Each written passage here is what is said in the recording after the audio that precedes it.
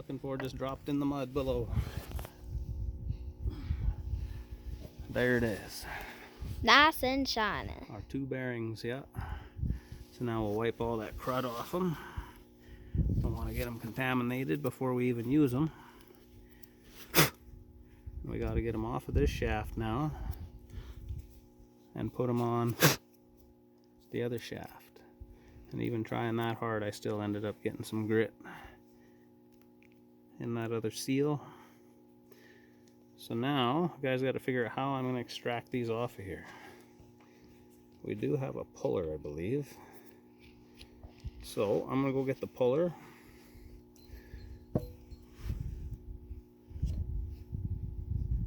We're just going to sit that in there like that to hold it. And we're going to go get the puller.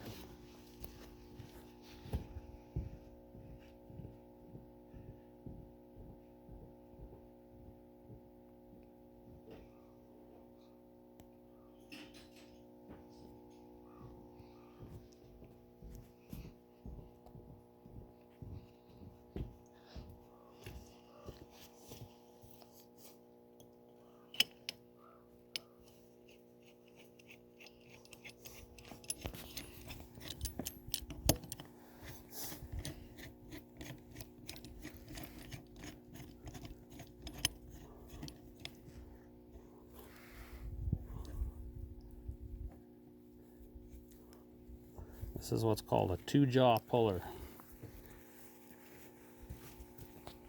Alright, folks, see?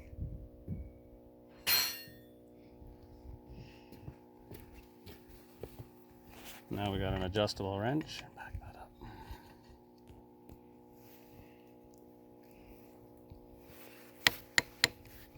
Pay attention to what's happening down below.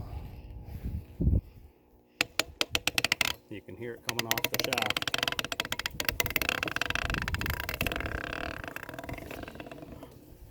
See it slipping?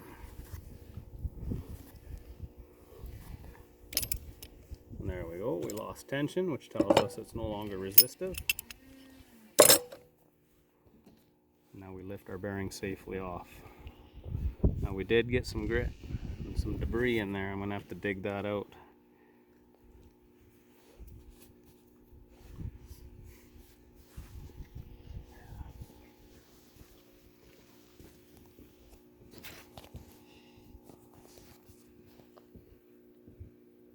One more left to go.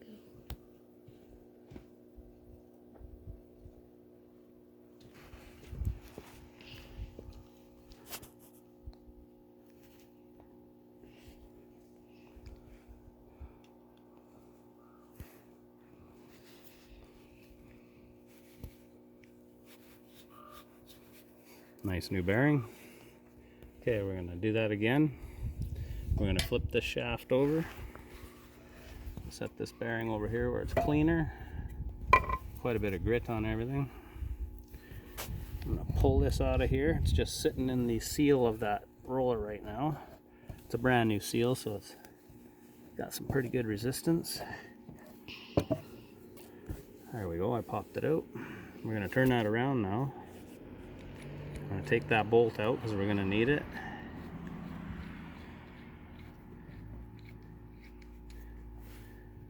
We're going to slide that into that seal again just to hold it for us. Slide it all the way down because we can. I'm going to put this bolt back in here to give the two-jaw puller something to snug against. Back the puller off a few turns so we can get under that bearing again. Pop it up top, drop it back into the same spot. Get this thing across from each other with both jaws and start snugging. Grab the crescent wrench or the adjustable wrench. I don't want it kicked off sideways. That means I'm not across from each other quite.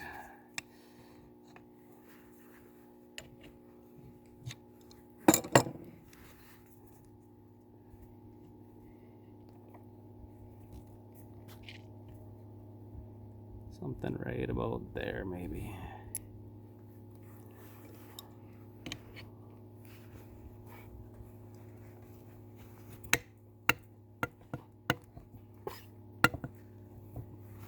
can see the bearing rising,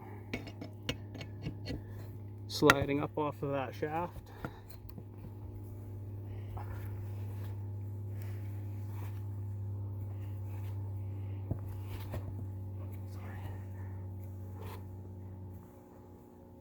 And there we go, we've lost tension.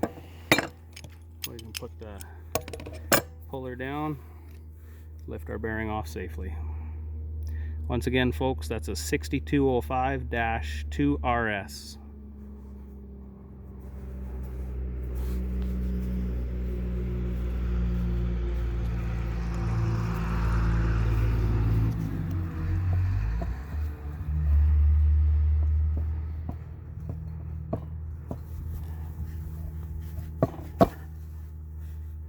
And now this shaft, folks, off of this Ripa track roller, I'm just going to grab the one from the stock LRT and show you just how much shorter this one actually is than the LRT.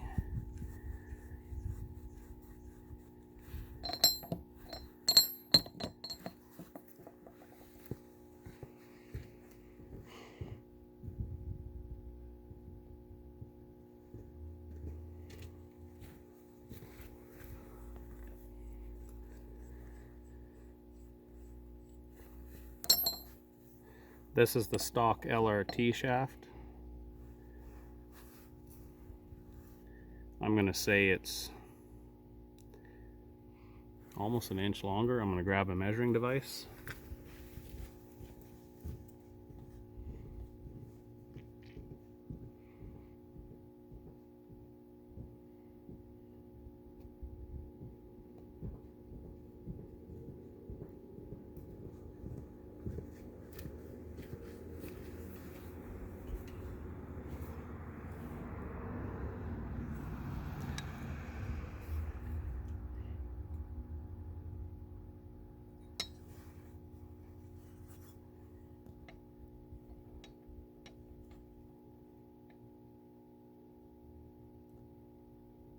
So we are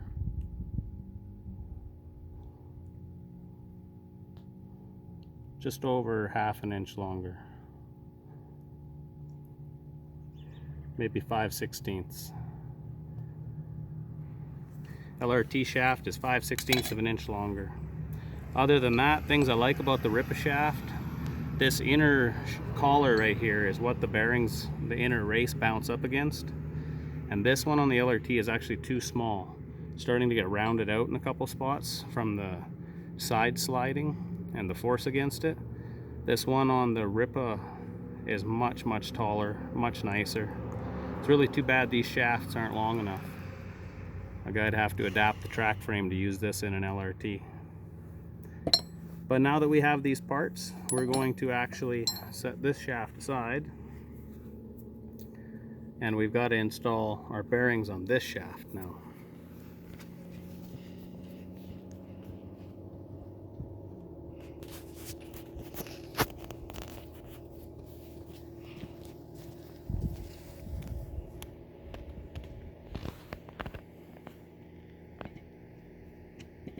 And as we can see, I think the tolerances of this LRT shaft are quite a bit looser, because here it's sliding on already.